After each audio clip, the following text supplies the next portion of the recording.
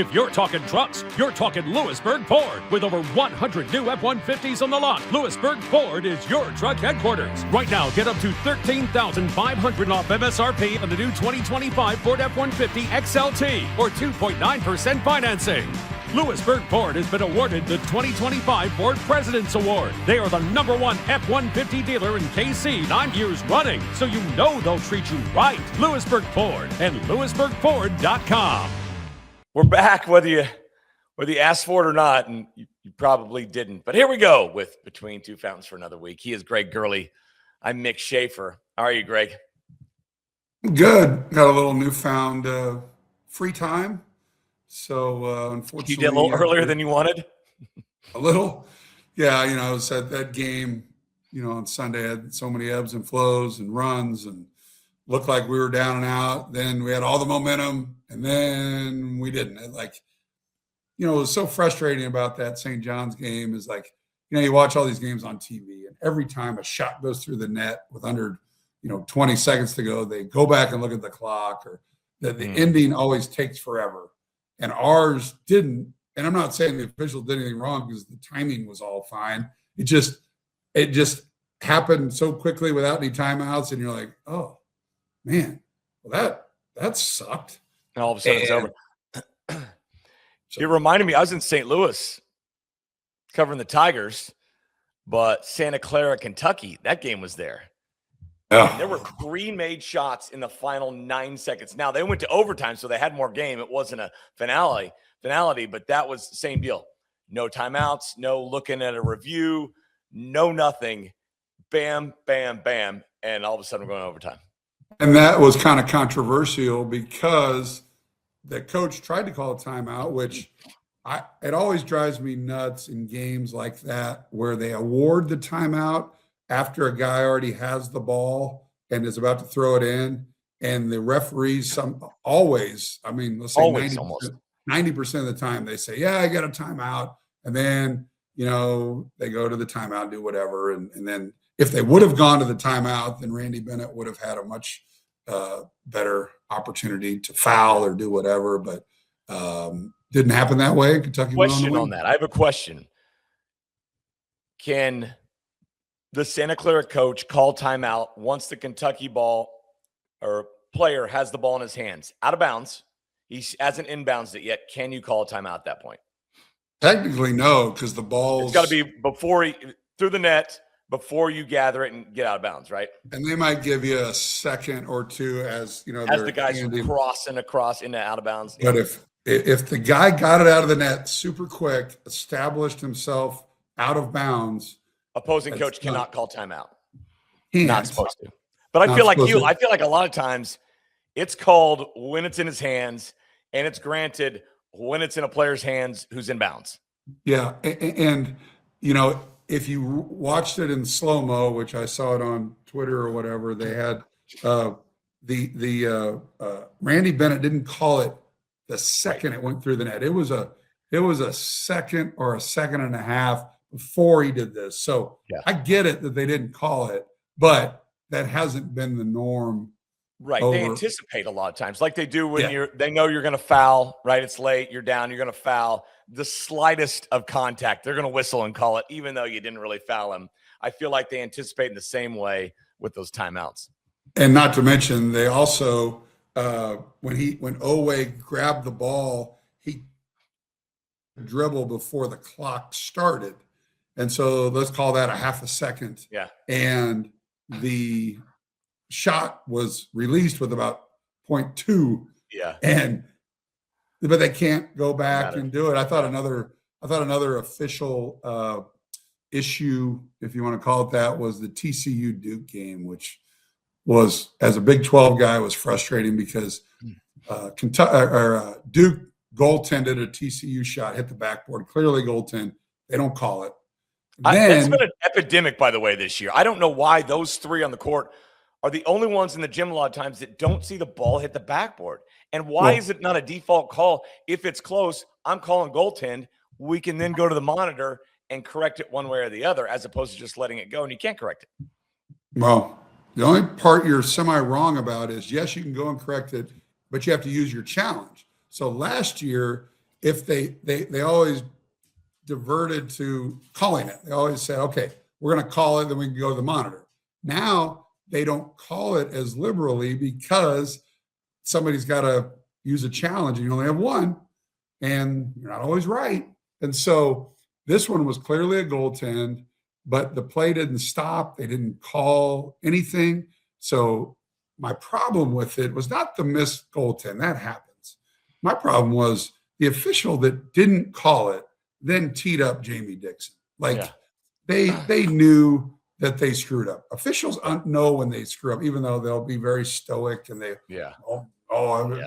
it wasn't my call, or I was watching this guy. They always have an excuse, but they said, well, then they teed him up, and that's where that's where it really bothers me. And obviously, I'm not biased on this because I don't necessarily care about TCU and Duke, other than I wanted to see TCU win, and people will say it turned out to be a 16-point Duke win or whatever it was.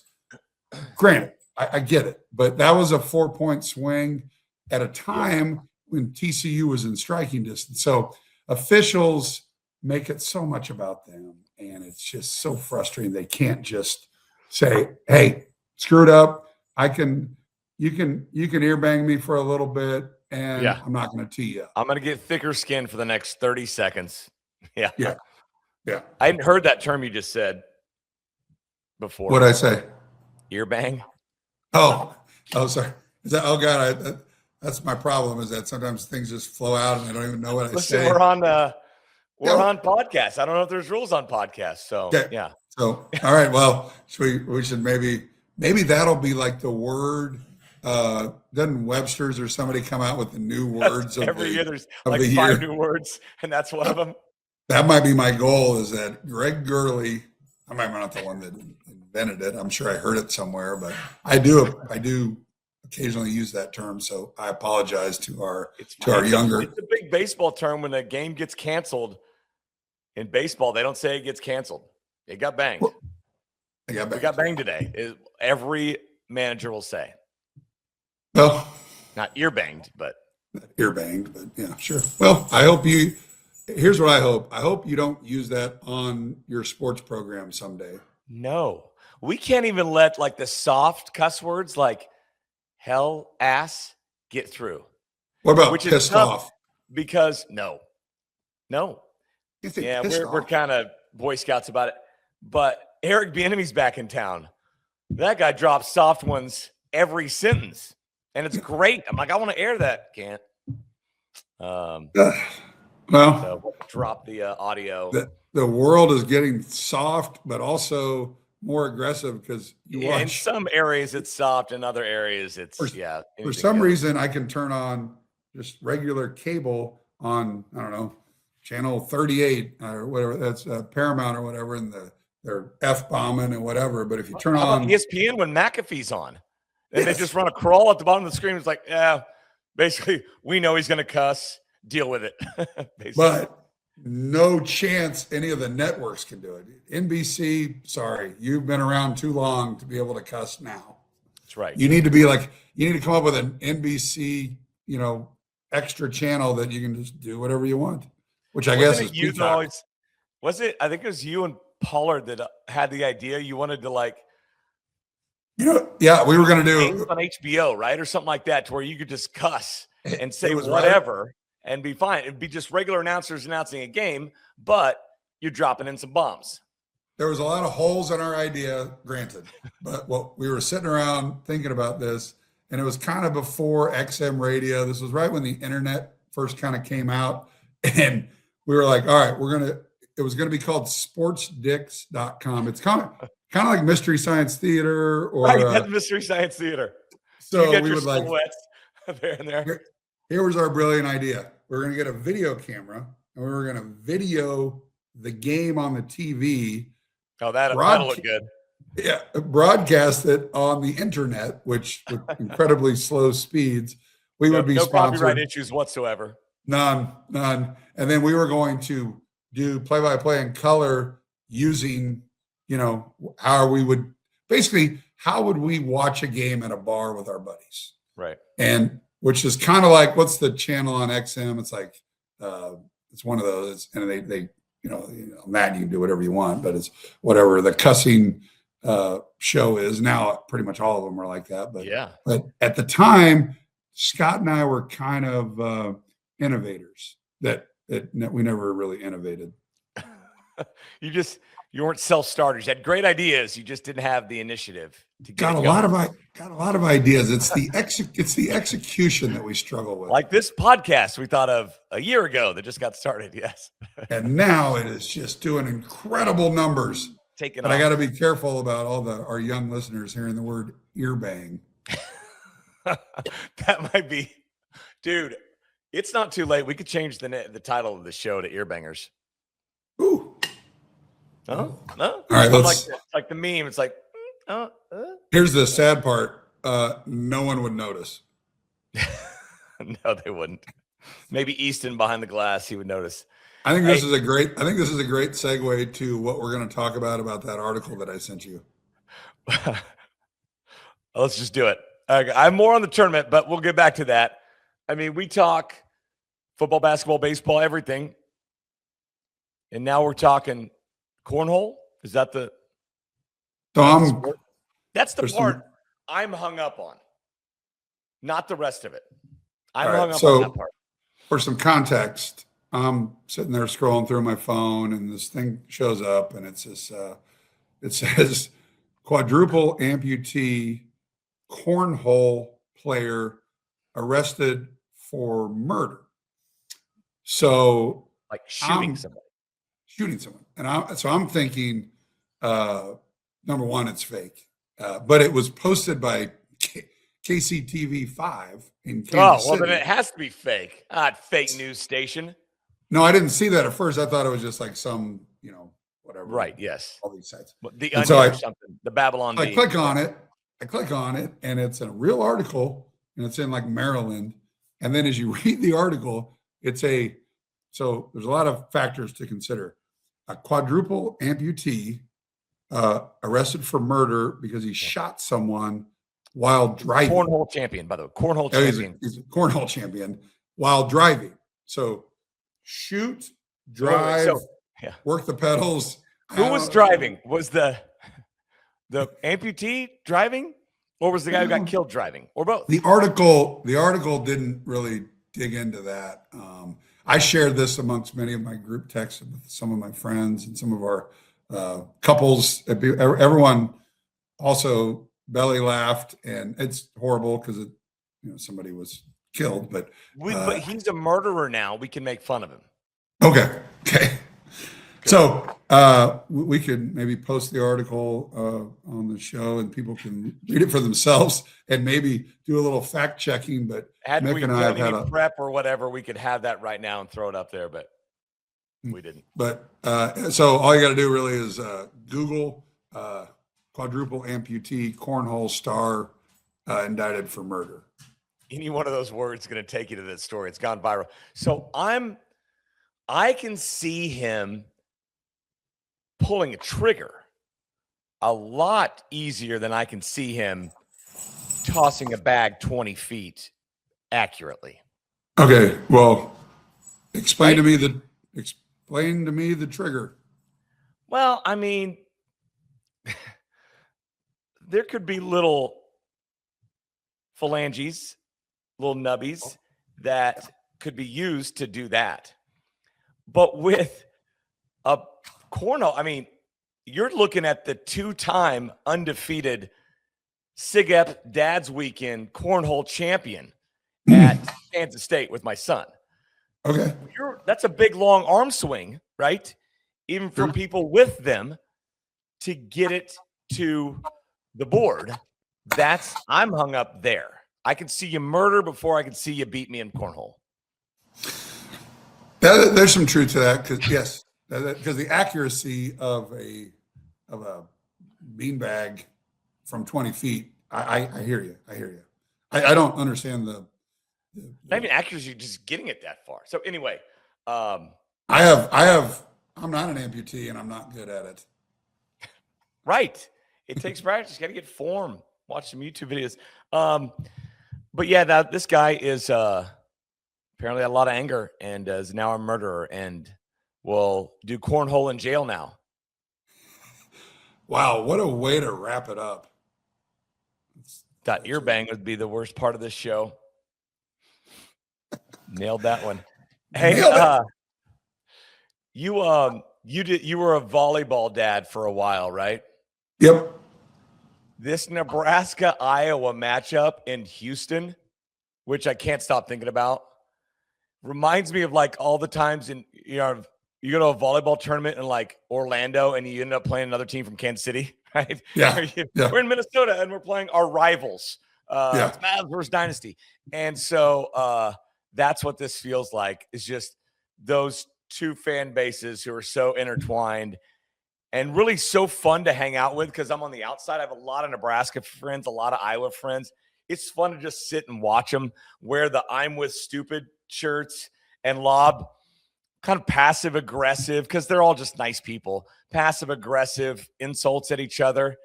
And they're just going to take all the Busch Light in the world and they're going down to Houston. It's just going to be a party. I want to be there. And then the team you really feel sorry for kind of is Houston, because they're all pumped that they're getting to host. Well, they're not hosting, but it's in their city, and they're going to probably have the smallest. You fighting for support. Tickets? They're going to be fighting for tickets with all these guys coming from the north, and it's just. I think it's going to be great television. I'm totally with you. The great fan bases. You look at Nebraska and Iowa and obviously Indiana with what they did in football. Big Ten has got some of the best fan bases. Yeah. As far, you look at the SEC and the Big Ten. Obviously the Big 12 is great, but you still have those outliers, like the kind of more of the metropolitan universities. When you look at a Houston and a Central Florida and a Cincinnati, it's not your general college town type atmosphere. Houston's kind of a big commuter school, and same with UCF. And they're just farther away with just they do some things different. But the Iowa State fan base, we just saw it 2 weeks ago in Kansas City, how they show up. Nebraska will travel big time. It looked like there was 8,000 to 10,000 of them in Oklahoma City. They've been pent up for like 15 years with no football to cheer for. So it's been fun to watch that. That game against Vanderbilt for Nebraska was crazy. How I saw a still shot of the ball with 0 on the clock. The more Vanderbilt than halfway guy down. shot, way more than halfway down, and just didn't go in. It would have been one of the greatest. Vanderbilt. If you watch Vanderbilt, Mizzou, the regular season, I remember had the game in control, and then decided to just stop playing for the final 45 seconds. Vandy hits a shot, hits a three. All of a sudden, there's a couple seconds left. Mizzou just inexplicably tries to heave it down court, up 2. Tyler Tanner intercepts it, almost the exact same shot, rims that one out as well. So felt bad for him. He's a really good player, but that would have been an all-timer shot. Yeah, so some of these regional matchups will be great. I'm really looking forward to the Houston regional. Duke and St. John's, obviously Kansas fans will be engaged with that one simply because of their now hatred of both schools. And I don't know who you would pick. I don't know what it would have been like a Champions Classic had KU won that game, right? Because you would have had Michigan State, Duke, KU, and UConn. It'd be like it's November all over again. I know UConn's not in it, but they're a blue blood now. It would have had that kind of feel. For sure they are. And so that'll be good. It's just, going back to our game, it was just such a gut punch, tough pill to swallow, whatever cliche you want to come up with, so quick and a sudden ending. And then obviously there's all kinds of talk since then about Bill and it's truly was started by him in the press conference when he said, he'll evaluate and with his family and his staff and everything, which is what you do every year. But he's, 63 years old, and obviously health is a big thing because he's been through a lot in the last 3 years, and it's been tough because he's working so hard at being healthy, and he's doing all the right things, and he's going to evaluate. I don't have any answers on timing, decisions, or anything. You know, we typically, or you know, I try to, you know, we spend so much time together, kind of give ourselves a break. I'm sure he appreciates that more than me. Yeah, he's evaluating and talking to his family, and you know, he's got 4 grandkids, and he's, you know, the question when you look at continuing on or retiring, like, what else is there to accomplish? And the answer is a 3rd title, which is very difficult to obtain. It's not easy. You can have the team in the country, and it won't matter. Sometimes won't matter. And so, you know, he's done it all. He'll go down as the best coach in the history of the most storied program in the country, at least in my opinion. When you look at all-time wins and all that, there's others that can make that argument. But 23 years, he doesn't owe us anything. You know, he needs to be able to make whatever decision is best for him, and everyone should be 1,000% supportive. Yeah. All right. So my take on that was that he mentioned that in the press conference, to where, like, I'm sure that could be used against you in recruiting, all that stuff. So I just figured one way or the other, he's going to let people know very quickly before, I don't know, the portal opens or any sort of recruits can back out or whatever. But maybe that's not a huge thing at this point. You know, you don't want to be rushed into it. You know, the worst thing for his psyche will be if he does retire and he's 100% healthy next year, sitting at his house in Florida, thinking, I feel great. Why aren't I coaching? And that'll, you know, no way around that. And I hope if he retires, that is the case. I want him to, if that happens, you know who's going to be really excited about that is that guy right there, Pistol Pete. Open carry. Open carry. But as far as the recruits, you know, we have a great recruiting class coming in. 4 freshmen, could be one of his best classes. If already it's one of the best classes. And if we were able to add the guy they really want to add, I can't really talk about it because he hasn't signed. But if they were able to add him, then it's, as far as ratings go, it'd be the best. And so then you know what you have with your young guys, and then you go build around him with the portal. And the one good thing the NCAA has done in the last decade or more was move the transfer portal window to the day after. It doesn't open until the day after the national championship.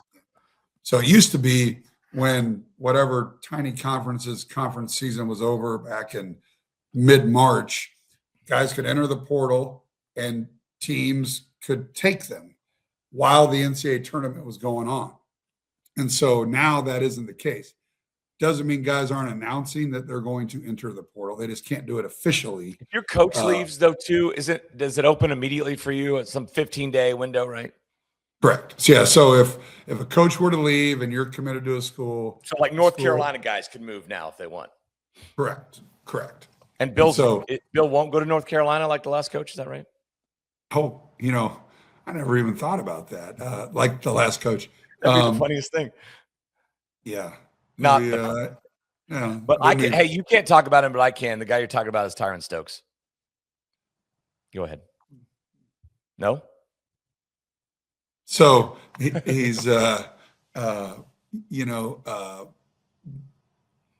yes, timing is important, but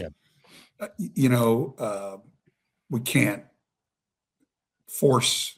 He won't force it. This will be a very calculated decision. And he'll take all the factors into play because he loves this place and he doesn't want to leave. If he leaves, he doesn't want to leave it in the lurch. And so, but that doesn't mean it's going to happen tomorrow or by, April 10th. It just, I don't have a good answer. Yeah. Another guy that had a decision like this in the Kansas City area was one Travis Kelce this offseason. I was wrong on this one. I was like, 75% he's done. Getting married, he's accomplished, same deal. What's left to accomplish? There's a couple individual marks he can still achieve, but for all intents and purposes, he's never really cared about that.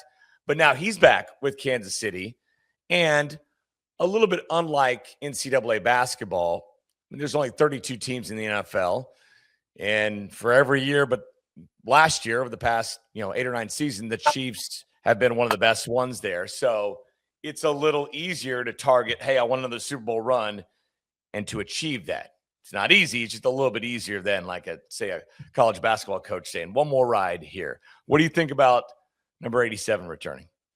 I love it. I love it. You got to have guys like that. I mean, everybody talks about how he's declining, but you got to remember where he was. Yeah. What did he have? 900 yards this year, which he actually, what would it be, ascended last year from 2 years ago. He declined 2 years ago, then had a really good season last year individually. I think he was second in yards as a tight end in the NFL as a 36-year-old. Yeah. So I say that in that he's still extremely productive, and he's, not to mention, the security blanket for the best quarterback in the NFL. So, I'm sure that, their friendship and they're tethered, and I get it. It's not about money. He got, what did he get? 15 million, which in the open market, he probably 5 years ago would have got a lot more than that, right? Is 15 He's about? He's never held right? the Chiefs hostage. He's been a great employee the whole time. He's never held out. He's never been the highest paid tight end, even though he'll be a first ballot Hall of Famer at tight end. And he's the Gronk to us. Like, we didn't like Gronk, or at least I didn't, because he wasn't on my team. And if Travis Kelce's not on your team with all of his personality and everything, the rest of the league's fan bases don't like him because he's not with them, which, hey, we finally got a guy like that. I love him. I want him to go out the way he wants to. I want him to run it back, whatever. Again, we've had guys all over the league that we can't stand, whether it's basketball, football, whatever. But when he's your guy, you love him. Yeah.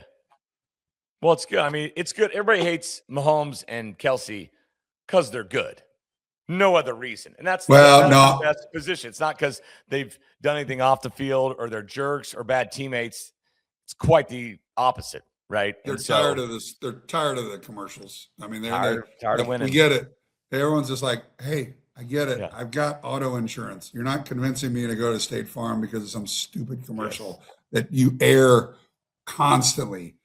I don't blame them at all. Get all the money you can, but I think State Farm has really hurt their reputation. The Chiefs fan base had like 4 decades of really nothing to cheer for, especially at the quarterback position. A little bit of Trent, a little bit of Joe, but nothing much else. But they did have I guess they had a tight end to cheer for, but it's been hit or miss. So Chiefs fans are bathing in this because it doesn't last forever, as we found out last season. Were you a Chiefs fan growing up? Nope. Bills and Lions. Do you want to guess why I was a Bills and Lions fan? Barry Sanders was from close by in Wichita North. And went to Oklahoma State. And then Bills, you're a fair weather guy, and they went to 4 straight Super Bowls. Who was the running back for the Bills? Thurman Thomas, Oklahoma State. That's why. That's it. Okay. So can we dig it? Like, why didn't you go to Oklahoma State? Could you not get in? My basketball skills, Greg. Oh, that was the reason. Okay. I was going there out of high school, and then I got lightly recruited, by like a fraternity. Southwestern College. Just kind of. I thought you meant lightly recruited by Oklahoma State. No. For hoops, and then a little bit. Run me through some of the numbers at Caldwell High School. Was that where you went to high school? What kind of numbers?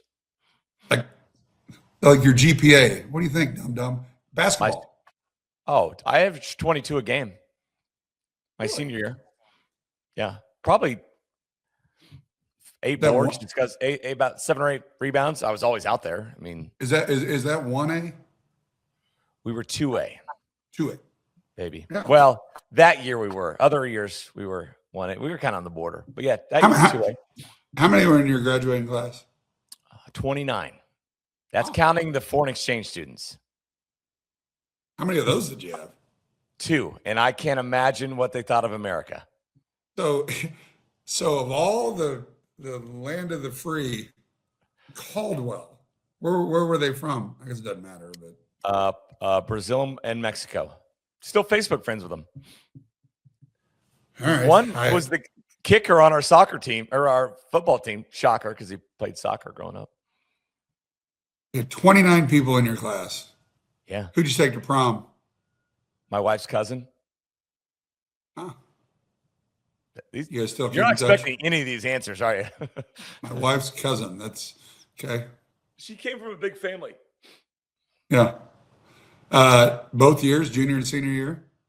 No, I took a friend my junior year. We weren't dating anybody. How cheesy was your outfit for your prom in Caldwell, Kansas? Junior year was red bow tie, red vest with Mickey Mouses on it. Was that like a senior prank or what? Why would you do that? It was to be funny or whatever. Just I didn't want just regular Mickey? black tie. Okay, where does one go before the internet in Caldwell, Kansas to get a Mickey Mouse blazer or whatever? Wellington, Kansas, or Blackwell, Oklahoma, I think are the two places I went to. And they had that? Well, yeah, you can order it. I mean, they ordered it, and weeks later it'd come in. Yeah. Yeah, the little magazine catalog. Come on. And what did you just go and get yours? I'll tell you what I did you want to know how romantic or whatever I am. My senior year prom, and this is not a flex. We didn't go to prom because I was playing in the Kansas Missouri All-Star game at William Jewell. Kind of a flex. Amy got to sit in the stands and have some dress. Popcorn. No, we just didn't go to prom. We were just that would have been funny had she all dressed up. Like a sequin cocktail dress. Her hair's all done. Yeah. That was our prom. So yeah, she's had many proms since then. So it's so many great date nights. Every day is prom for her.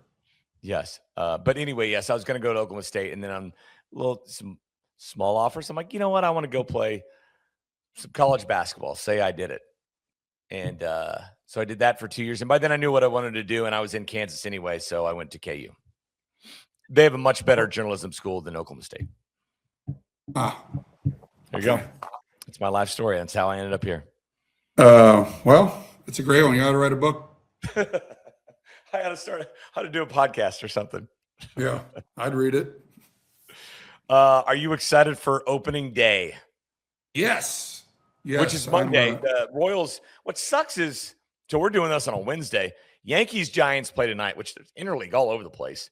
They play tonight on Netflix. Baseball's turning to football. You're going to have to stream everything to find all the games. Yeah. Tomorrow, 22 other teams start, but not the Royals. The Braves banged their game to Friday. So the Royals start in Atlanta on Friday, and 24 of the 30 teams will have already played. I don't like that. So we play 3 games in Atlanta before Monday, or 2? Friday, Saturday, Sunday. So a lot of times, it used to be your opening day, and then you'd have an off day. Day off. Well, you just for rain because it's March, right? Just have a chance to make it up right away for weather. But I guess in Atlanta they're like, we don't have that problem much, so that's what they're doing.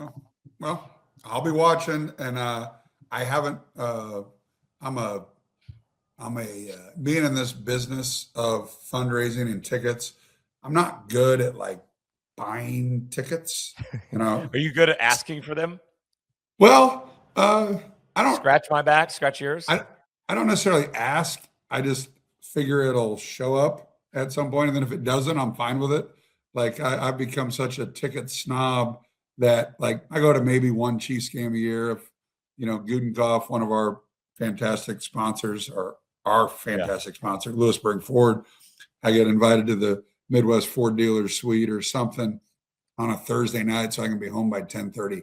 That's how old I am now. I've probably been to 200 games at Arrowhead. So I've done it. You know, I'm like, all right, TV's awesome. Royals, I really enjoy baseball, and I like going to a ballpark, and I like, you know, obviously if you be in the crown seats or Diamond Club, it's great, but I like sitting wherever in the outfield. I just enjoy the people watch. I think football is, and I'm like you, a different perspective. I've been to a lot of games. I've been to enough games, quite frankly. I feel like football is better on your couch, and baseball, wherever you're sitting, is better in person. It's more of a kind of a social deal. Because honestly, because football, I mean, you are glued in to every play, locked in, and you want the cameras that are zooming in and tight and, you know, doing cutaways and replays. Baseball, it's like, I can take an inning off, whatever. It's, you know, Royals got this. The bottom of the lineup's up. I'm going to go have a beer and talk to somebody. So more of a social experience. I'll tell you a story about 2014. Was that our first playoff run? Yeah. We won in 15. Yep. So kids were little. Our season was over. And I was, you know, in my job, I help a lot of people get into Allen Fieldhouse one way or another. Yeah, hey, Greg, can you do me a favor? I really want to get to this game. And most of the time I can figure it out. So I think I scratch your back, you scratch mine kind of thing. And I would have got some playoff tickets. I didn't.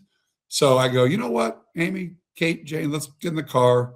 You know, they were playing the Orioles, and we didn't have tickets. And I just grabbed a big wad of cash. You drove to Baltimore? To Kaufman. Or maybe Kaufman. Okay. Kaufman. I thought that entire series was in. Okay. Maybe it wasn't Baltimore. It was one of those early. I was like, let's go to a playoff game. So I got some money. Figured I'll just buy from a scalper, which really isn't a thing anymore, I guess, because I'm not really in the ticket world as far as purchasing. So I was like, I'll probably find something late. And we're walking around. I was embarrassed. Like, I see all my friends are tailgating, all people that I've helped out. And then I'm like, it was going to be like $800 a ticket. I was going to spend over $3,000. And I'm like, my kids really didn't care that much. And so I was like, I looked at him, I go, how about this? We're not going in. I'm going to give you each a couple $100. We're going to go, you can buy whatever you want on the internet. We'll go to Cactus Grill and have lunch and then go home. They were like, done. Okay. And so, and then eventually it worked out. I got to some games, but I was embarrassed as a father that I drove all the way out there. They haven't, you know, talked shit on me since about that day because they really didn't care. I kind of forced them to do it anyway. But I was like, God. And then the other situation like that was Taylor Swift concert, which it's not my deal, but the kids really wanted to go. So a couple of years ago, that one, or 2 or 3 years ago. And I was like, all right, I'll make some calls. And I go 0 for 8 on my first 8 calls. Everybody's like, hey man, I got a daughter. I don't have nothing. And then you start looking at the thing and it was like $2,000 a ticket or whatever. It's ridiculous for anything decent. So then, you know, the guy that started Kansas Nation, Chad Boger, came through for me and boy Bogue offered up. I even hit him up for that concert because my daughter was 12 then, and I'm like, and I knew some people going like, if any, I'm just going to send her and get her in the door somehow. But I was ready to pay like $1,500, right? And I'm calling everybody I know, nothing. It's like 2 days before it, and we're talking casually to my sister-in-law. She's like, oh yeah, we have a big old group. We have an extra ticket. You want to go? I'm like, absolutely. Mm-hmm. And what do you want? She's like, well, we got him through the lottery, so we just paid $100 for him. I'm like, oh my God. Yeah. I somehow lucked into that. I was the greatest dad for like a weekend. Boger offered 4, and I go, 3's plenty. I'll sit this one out. Yeah. And then it cost me a bunch because they had to go buy all the freaking bracelet stuff. And that was more than a ticket. All right, quickly before we get out, this is reminding me. Have you heard about the 999 challenge the Royals are doing at Kauffman Stadium this year? No. 9 hot dogs, 9 beers, in 9 innings. Could you do it? Yeah. Of course you could. You do it in 4. Or you do it in 4 innings. I know. And also their baby dogs, and they're like flight-sized beers. Some people call those Mick Shaffer dogs. Little wieners. Little wieners. It's kind of like, the college thing that the college kids do. I don't know what it's called, but they do like butt chug. You get like 6 or 7. The teams of like, let's say 7, and it's like, I don't know. I guess we can say it. It's a podcast. It's like a handle of Tito's, a case of beer, a pack of cigarettes, a huge bag of like Cool Ranch Doritos, and like something else. And then you get a team of like 7 people together, and the numbers are like 6 minutes that they get done with it. So like one person smokes 6 minutes, 20, or I don't know. Maybe I'm wrong. Maybe it's 12. Pack of cigarettes. It's like a pack of cigarettes, Doritos, Tito's. You can look it up. Oh my God! Yeah, this is not that.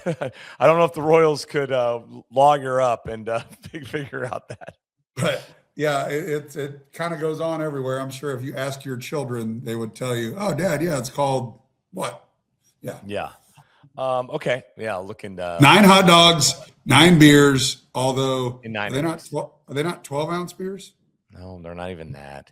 The minor leagues will do that, but I guess the majors they gotta worry about. But I'm sure it's still $100 or more to get them all. And I don't know if you get them all on a trail at once. I hope not, because I mean those last few beers will be warm. And those last few dogs will be cold. And is this like something is this like a challenge? Like you get a free new challenge? It started. Several ballparks are doing it this year. The Coppin Stadium just announced they're doing it yesterday. And so, like, if I go and do this, I pay whatever? Yeah. You have to pay for it, yes. And then it's just like you say you can do it. But you don't get, like, a T-shirt or anything? No, I don't think so. They ought to get it's like the Waffle House Challenge. Have you heard about that? No. You go to a Waffle House. You have to be there for 24 straight hours. But you get to take an hour away for every waffle you eat. So if you can eat 12 waffles in 12 hours, you're out of there in 12 hours. If you can eat 16 in 8 hours, you're out in 8 hours. So what is the what I always look at, like, what's the prize or something? So the Waffle House Challenge is generally a fantasy football last place thing you have to do. Oh, it's not like brought to you by IHOP or Waffle House. No, I'm not sure Waffle House really likes it. I did see something like that. There was like a list of like McDonald's, and it's like if you ate a Big Mac, it gives you this amount of points, and then you got to amass 300 points or whatever. So I have heard of that. I thought you meant like it was like a corporate challenge type thing. No, but if it's ever a 2-man deal, I'm going to bring you. I'll bring you to the Waffle House and to Kauffman Stadium. Yeah, I don't think that would be. I mean, we've all probably. Have you ever? I might get tired of like 6 or 7 dogs, honestly, but I've drank a case of beer in a day. Yeah, the beer's not the deal. It's going to be can you eat 9 hot dogs? I just it makes me think of the Nathan's deal when nothing grosses me out more than soggy bread when they have to like jam it in their mouth. And I've watched on July 4th or whatever, and you'll be like, I gag a little bit on my couch watching those people dip it in water, which that's gross. Yeah. Gross. Well, this wet bread. By far our longest podcast.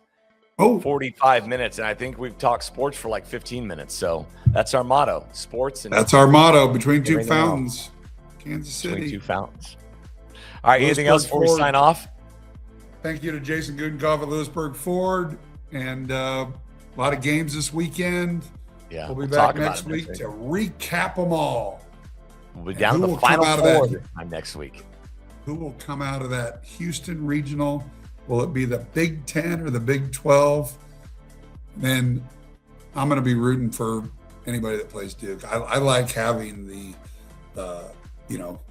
Duke fans will argue with you, but they haven't won a title since 2015. And there's no arguing that, actually. Right. So I'd like that streak to continue. Yes, that'd be good. I don't. They've been so dominant this year, but Arizona and Michigan have been more dominant. I've been impressed by both those teams. I got all three of those the Final Four, and it's been pretty chalky so far. So, I think we'll get back to the Final Four too. Yeah, when we get together next week, we'll probably have some clarity on the North Carolina job and who that next coach is, or maybe we won't, because they could be swinging for the fences with somebody that's still playing, and somebody still playing ain't taking your phone call. Probably not. His agent will, but he won't. So, True. yeah. All right, Greg. We'll see you next time. Love you. Love your show. See you.